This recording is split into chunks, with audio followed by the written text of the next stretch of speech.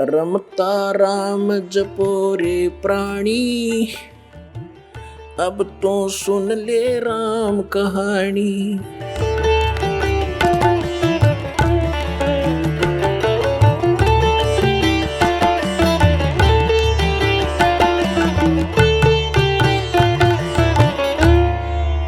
अब उन महापुरुषों ने जिन्होंने परमात्मा के कौन से मंत्र का जाप किया वो भी आपके रूबरू कराते हैं।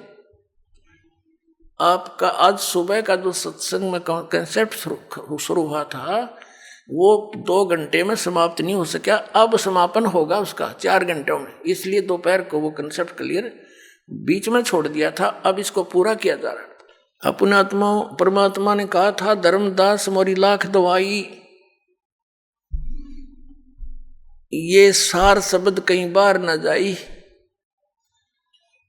सार शब्द बार जो पढ़ी बिचली पीढ़ी हंस नीतर ही। फिर क्या बताया था कि इस सतनाम को भी सार्वजनिक नहीं करना। और परमात्मा ने क्या बताया है कि सोहम शब्द हम जग में लाए, और फिर सार शब्द तो हमने कति गुप्त छुपाए। ये जो अन्य पंथों के पंथी सोहम नाम भी साथ में ये कहीं की ईंट कहीं का रोड़ा बना करके इसका प्रयोग करते हैं।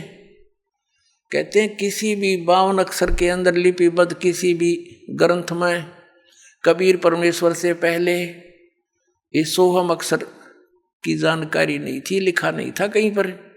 तो परमात्मा कहते सोहम शब्द हम जग में लाए, फिर भी सार शब्द हमने गुप्त छुपाए।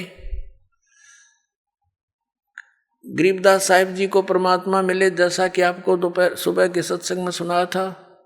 गरीबदास साहिब जी को परमात्मा मिले, सचखंड लेकर गए, वापस छोड़े, अपनी आंखों देखी, उस पूरा विवरण बताया। तो क्या बताया कि नामा छिपा ओम तारी, पीछे सोहम भेद बिचारी, सार शब्द पाया जदलोई, आवागमन बहुर न हुई। नामदेव नाम के एक महापुरुष छिपा जाति में हुए। कहते हैं नामा छिपा ओम तारी। आदरणीय नामदेव साहिब जी ये छिंबी जाति में छिपा जाति में थे, और उनको पहले ओम की ही रट लगा रहे थे, उसकी लौ लगा रहे थे तारी, और पीछे सो हम भेद बिचारी। जब परमात्मा आकर मिले उस प्यारी आत्मा को, वो गुण है मालिक का, अपनी अच्छी आत्माओं को खोजते फिरते हैं। कबीर साहब कहते हैं गोता मारूं स्वर्ग में अर्जा बैठूं पाताल, कह कबीर ढूंढता फिरूं अपने हीरे मोती लाल। फिर नामदेव जी को जब समझाया और ये ज्ञान बताया, ये मंत्र दिया दूसरा, तो कहते हैं नामा छिपा ओम तारी, पीछे सोहम भेद बिचारी, और सार शब्द, फिर सार शब्द मिलेगा, सार शब्द पाया जदलोई, आवागमन बहुर ना हो। ये है जन्म और मरण के इस दीर्घ रोग के नाश करने का 3 मंत्र का ये साधना जाप, ये मंत्र है। अब इसके लिए आदरणीय गरीबदास साहिब जी ने अपनी वाणी में लिखा है, राम नाम जप कर थर होई, ओम सोहम मंत्र दोई। ये 2 मंत्र हैं सतनाम के, और इन्हीं मंत्रों को कौन जाप करते थे? आदरणीय नानक साहिब जी। अपने आत्माओं जिन महापुरुषों के ये गुण गाते हैं कि वो पार हो गए, और वो ये कहा करते कि गुरु ग्रंथ साहिब में 5 शब्दों की धुनकार धुन सुने। ये कोई बात है? वो शब्द अलग हैं, वो मंत्र न्यारे हैं, उनसे प्रकट होने वाली धुन, इस शरीर में तो असंख्यों धुन है। कबीर साहब ने कहा कि अंड और पिंड के पार सो देश हमारा है। गरीबदास साहिब जी ने कहा कि वो शब्दों की जो वास्तविक धुन है, जो उस सतलोक में जो धुन हो रही है, वो इसके पार है कोई हैरे परले पार का जो भेद कहे उस धुन, उस जनकार का। ये नकली है, इसके अंदर जो सुनता है सारा काल ने अपनी माया के द्वारा दुर्गा से ये नकली लोग, नकली धुन इस शरीर के अंदर प्रकट करवा रखी, उसकी नकल करके सतलोक की। इनको जो भी पिंड में सुनते हैं, अंड, ये पिंड और अंड एक ही है, ये 3 बनाए बैठे। अंड पिंड और ब्रह्मांड ये तीन है। अरे तेरा गजब भैया अज्ञानियों। अब आपको दिखाते हैं आदरणीय नानक साहब जी ने क्या जाप किया। एक समय मर्दाना और बाला दो सेवक थे, उनके साथ रहा करते थे। उन्होंने प्रार्थना की कि हे गुरुदेव, हमें एक बार श्रीलंका की सैर करा दो। नानक साहब जी ने कहा कि आंखें बंद करो। आंखें बंद करके खोली तो समुद्र के किनारे खड़े थे। नानक साहब जी ने कहा कि मेरे पीछे पीछे आ जाओ, जल के ऊपर चलेंगे जैसे पृथ्वी पर चलते हैं, और तुम वाहे गुरु कहते रहना। अब वो दोनों वाहे गुरु करते हुए चल पड़े। नानक साहब जी वो दो अक्षर का मंत्र उच्चारण करके जाप सुमन करते जा रहे थे। मर्दाना ने सोचा गुरुजी तो ये दो अक्षर का मंत्र जाप कर रहे हैं, मैं भी क्यों ना यही मंत्र करूं। तो उसने दो अक्षर का मंत्र जाप शुरू किया, वो लगा डूबने। तब नानक साहब जी ने कहा कि मर्दाना, गुरु की आज्ञा की अवहेलना करने से ये दंड लगता है, तो वही मंत्र कर जो मैंने बोला है। तो फिर वो वाहेगुरु कहने लगा, फिर उसी तरह जल के ऊपर थल की तरह चलने लगा। अब यहां झटका देना अनिवार्य था नानक साहब जी के द्वारा कि नहीं तो ये नाम सार्वजनिक हो जाता। ऐसा भय मान गया पूरा सिख समाज कि यदि इस नाम का जाप कर लिया तो मर्दाना की तरह दंडित हो जाएंगे और गुरुदेव की आज्ञा की अवहेलना होने से हानि हो जाएगी। इसी कारण से वो प्राण संगली के अंदर नानक साहब जी ने सारा भी डिटेल लिखी थी। उसको गुरु ग्रंथ साहिब में नहीं रखा, बल्कि उसको समुद्र दरिया में बहा दिया था। वो तो एक संत ने प्रार्थना करके निकाल लिया, उसका कुछ अंश बच गया, बाकी अध्याय वो नहीं रखे, साथ में छोड़ दिए। तो अब दिखाते हैं आपको, ये है सब तो वड्डी भाई बाले वाली Janam Sakhi. Doctor Jawahar Singh Kirpal Singh and company. ये है ई जन्म साखी अज तक छप चुकिया नालों वड्डी है। सब तो वड्डी ते पुरातन यानी पुरानी है, भाई बाले वाली जन्म साखी।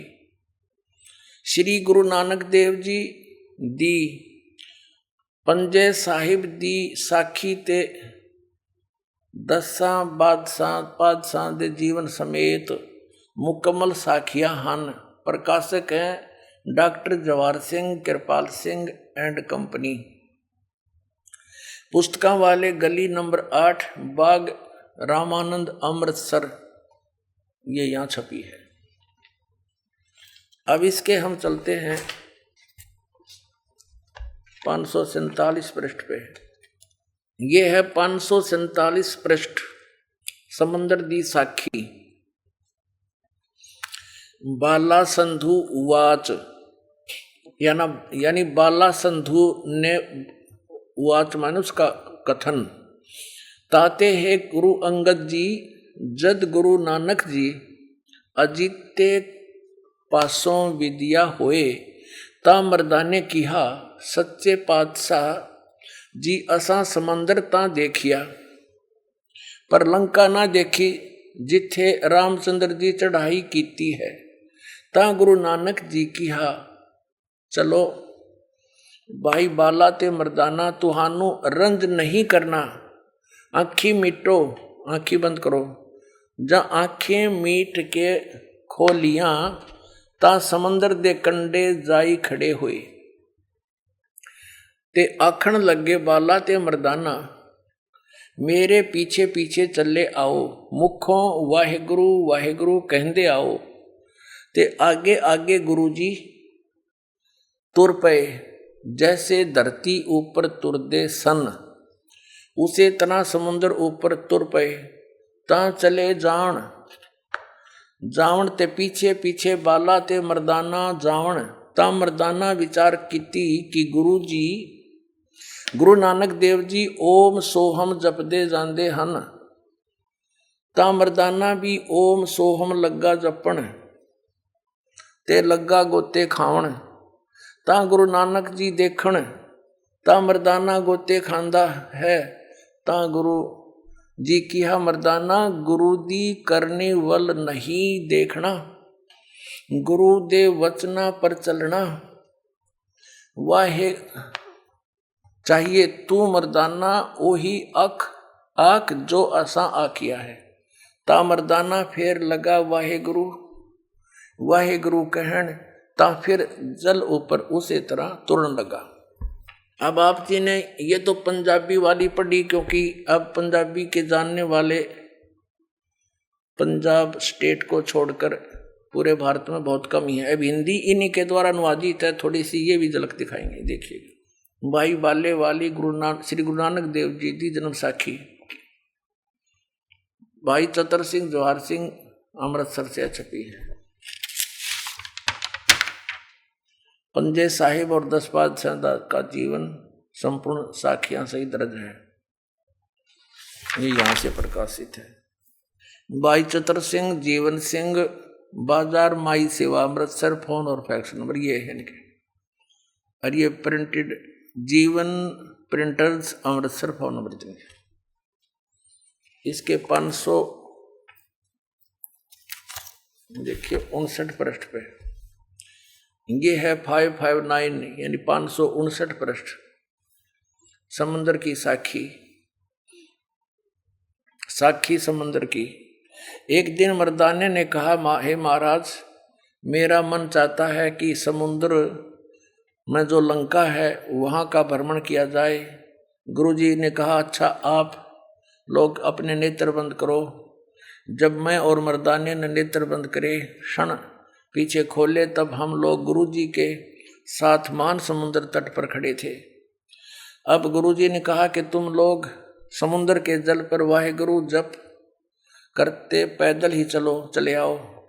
हे गुरु अंगद देव जी, हम लोग गुरुजी के पीछे पीछे उसी तरह जा रहे थे जैसे सूखी पृथ्वी पर चला जाता है। आगे आगे गुरुजी ओम सोहम का जप करते चले जा रहे थे। तब मर्दाने ने सोचा कि हम भी ओम सोहम का जप क्यों ना करें। तब मर्दाना भी ओम सोहम की रट लगाने लगा। तब वह लगा गोते खाने। गुरुजी ने पीछे देखा तो हंसकर कहने लगे, ए मर्दाना, शिष्य का धर्म है कि वह गुरु के बताए मार्ग पर चले, इसलिए तू वाहे गुरु ही जप, तेरा उसी में कल्याण है। तब मर्दाने ने वाहे गुरु नाम की रट लगाई। तब फिर पूर्व प्रकार पानी पर चलने लगा। अपने आत्माओं, ये विचारणीय विषय है कि नानक साहेब जी स्वयं तो जाप कर रहे और शिष्यों को मना कर रहे। कारण क्या था? जिन भी महापुरुष को परमात्मा ने अपना एफिडेविट अपना गवाह बनवाया, साक्षी बनाया, उनको सख्त हिदायत दे दी थी कि अभी सतनाम को डिस्क्लोज ना करना। धर्मदास मेरी लाख दुहाई, ये मूल ज्ञान की तबार न जाई। मूल ज्ञान अलग है और सार नाम अलग है।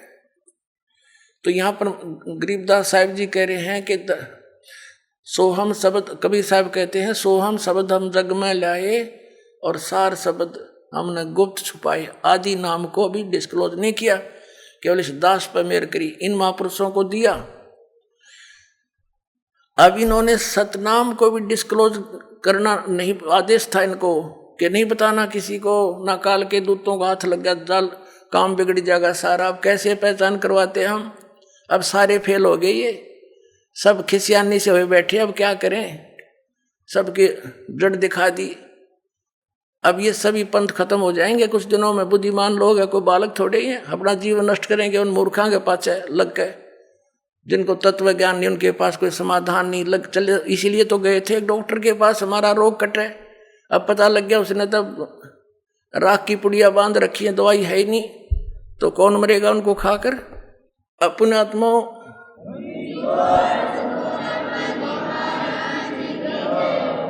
एक थोड़ा सा प्रमाण और दिखाते हैं कि नानक साहिब जी को परमात्मा का आदेश था कि अभी इसको कतई नहीं बताना। ये इसी जन्म साखी में आपको प्रमाणित करते हैं। अब इसके अंदर एक साखी सचखंड की चली है, साखी सचखंड की। एक बार नानक साहिब जी, इसमें लिखा है कि सचखंड में गए और वहाँ निराकार बैठा था। अब ये भी इन महापुरुषों ने इस ज्ञान को थोड़ा सा गोलमोल ही करना था, नहीं तो इनके समझ में आ जाती है। क्योंकि राधा स्वामी पंथ तो चला ही गुरु नानक देव जी के समर ग्रंथ से ही, वो शिवदयाल जी की वाणी पढ़ा करता। इसके समझ में ना आइयो कहानी के 5 नाम नाम नाम धुन धुन सुन दी, उसमें 5 नाम तंत्र धुनकार धुन। और फिर कबीर साहब की वाणी से ले लिए करने नो दीदार महल में प्यारा है, और उससे भी अज्ञानी ने वो सारे नकली छांट लिए जो कति काम के नहीं। इसके उसके अंदर तो और भी ओरिजिनल मंत्र भी हैं, वो नहीं समझ में आए, वो मूल ज्ञान है मालिक का। तो वहाँ जब इन्होंने नानक साहब जी की वाणी को गहराई से समझना कि सतलोक में परमात्मा निराकार नहीं है, वो तेजो में लोक है, वो सौ प्रकाशित सतलोक है, और परमात्मा भी सौ प्रकाशित है। उसका शरीर है मनुष्य दृश्य है, और वो तख्त पर बैठा है। निराकार का तख्त पर के बैठा है? फिर ये देखना, ये वही जन्म साखी हैं जो अभी आपको जिनके विषय में सारी डिटेल दिखाई थी। ये अब इसके 275 पृष्ठ पे आपको 275 पृष्ठ पे साखी सचखंड की यह देखना। आगे साखी सचखंड दी चली, ता गुरु नानक जी धुर सचखंड दरबार में जाई पहुंचे, जहां बड़ा प्रकाश है और प्रकाश रूप तख्त के ऊपर सत निरंकार ज्योति स्वरूप बैठे हैं। देखा, अब संतों के कोड वर्ड को वो क्या समझे। अब संपूर्ण जगत अवतार, संपूर्ण जगत अवतार हाथ जोड़कर खड़े हैं। अतः बाबा नानक जी ने जो कोटान सूरज के समान, करोड़ों सूर्य के समान प्रकाश है, और कोटान चंद्रमा जैसा शीतल इसका प्रकाश है, उस सच्चे प्रकाश विखे प्रवेश कीता। यानी उस सतलोक में प्रकाश ही है बहुत। उस ज्योत रूप भगवान की सतूत करी, अस्तुत यानी प्रार्थना की, सतुति करी।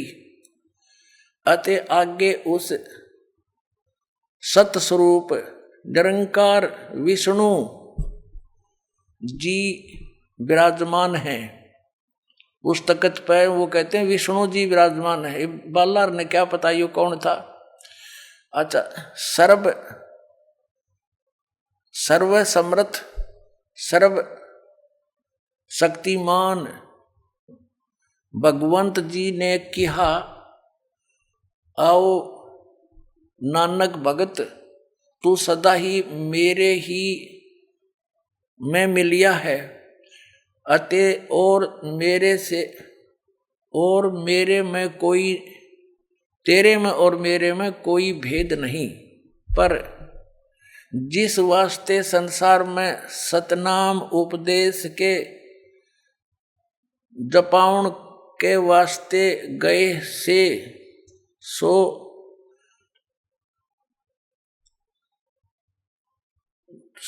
दृढ़ाया है।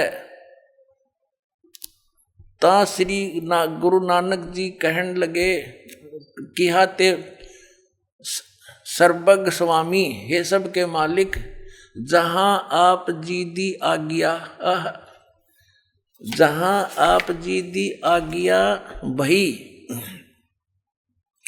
तहां सतनाम दा चक्कर फेरिया है। और जहां जहां आपका हुक्म होवेगा, तहां तहां सतनाम का चक्कर फेरेंगे। आगे जिवें आपकी रजाई होएगी, जैसे आपकी कृपा होगी, उसी त्यों ही होएगा। इससे क्या सिद्ध हो गया कि इन महापुरुषों को सख्त हिदायत थी। जैसे धर्मदास साहिब जी की वाणी में तो स्पष्ट मिल रहा है कि धर्मदास मेरी लाख दुआई, और ये सार नाम और ये सतनाम की तो बाहर ना जाई। ये सार नाम बाहर जो पढ़ी बिचली पीढ़ी हंसनी तेरी। आप बिचली पीढ़ी के हंसो पुण्यात्माओं। अब परमात्मा ने कह रखा कि पूरे विश्व में इस सतनाम के आधार से सार नाम प्राप्त करके पूरे प्राणी, सभी प्राणी जो इस नाम को ग्रहण करेंगे इस दास से, सारे सतलोक चले जाएंगे। ये ऐसे मोक्ष होगा। बोलो सतगुरुदेव।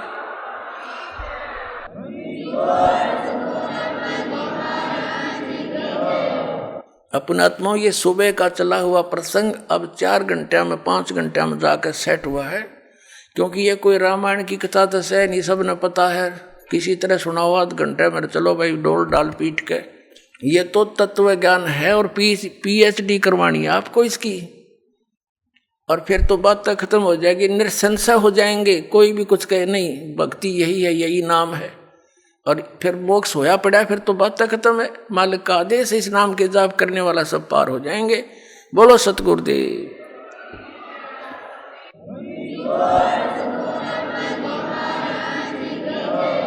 आप सुन रहे थे जगत गुरु तत्वदर्शी संत रामपाल जी महाराज जी के मंगल प्रवचन। अधिक जानकारी के लिए विजिट कीजिए हमारी वेबसाइट www.jagatgururampalji.org। संत रामपाल जी महाराज जी के शुभ आशीर्वाद से पूरे विश्व भर में 500 से भी ज्यादा नाम दीक्षा केंद्र हैं, जिन पर संत रामपाल जी महाराज जी द्वारा ऑनलाइन निःशुल्क नाम दीक्षा दी जा रही है। अपने नजदीकी नाम दीक्षा केंद्र का पता करने के लिए संपर्क करें 8222880541।